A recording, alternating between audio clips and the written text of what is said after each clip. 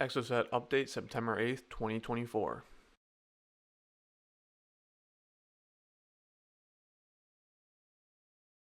We went with Flying Miata VMAX coilovers. They come with NB style top hats, which are compatible with the Exocet. Typically with the shorter coilovers, because the Exocet already is a little bit lower, you need the Exomotive shock spacers. Unfortunately, Exomotive does not grind off this weld here on the spacer, and we had to do that ourselves. Somewhat annoying considering the part's already powder coated. So we had to grind through that weld bead in order to get the fastener to fit in that space. This issue was not present on the rear spacers, but there were other clearance issues that we had to address there. The rear shock spacers had an interference issue between the fasteners and the stud on the top hat. Just in general, it was very difficult to get the supplied fasteners to even install. So we had to grind the fasteners down. We had to make a few trips to Home Depot to get a couple different fasteners and iterate until we got the right length where it would install, but it was not so short that it could not engage with the nut correctly.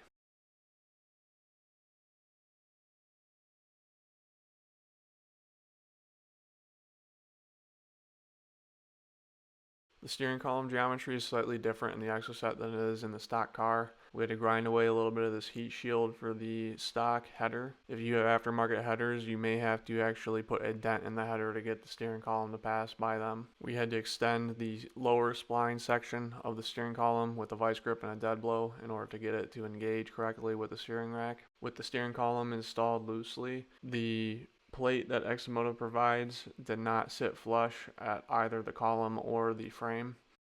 We also could not get the spline on the column to engage with the split fitting on the lower steering column. The upper steering column actually collapses at this joint right here.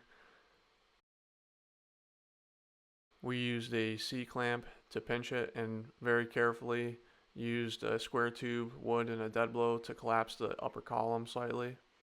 After collapsing the upper column, we were able to engage the spline with the lower column, and the support plate just about fit, and we were able to tighten the fasteners down to get it to fit snug, and everything was installed correctly.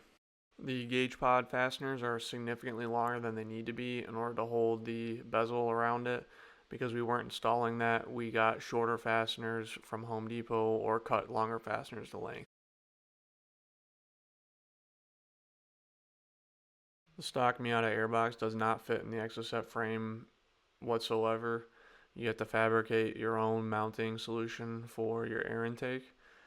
This is going to depend largely on the model year of your donor car. We had a 1996, so we had this smaller sensor here, but some of the earlier 1.6 liter engines have a significantly larger airbox that may be difficult to mount. There's no right or wrong way of doing this. You just want to make sure that your intake does not rest against the header, but is not touching the frame.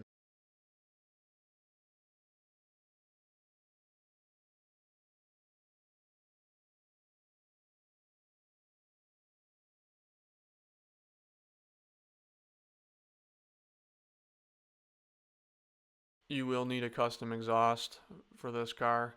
The stock catalytic converter does not fit, so we just opted to straight pipe the car. We cut the exhaust hangers off the existing mid pipe, putting 90-degree bend on the end to direct the exhaust away from the car, and this was the setup we used to start the car for the first time. Eventually we will have to have a custom exhaust fabricated for the car.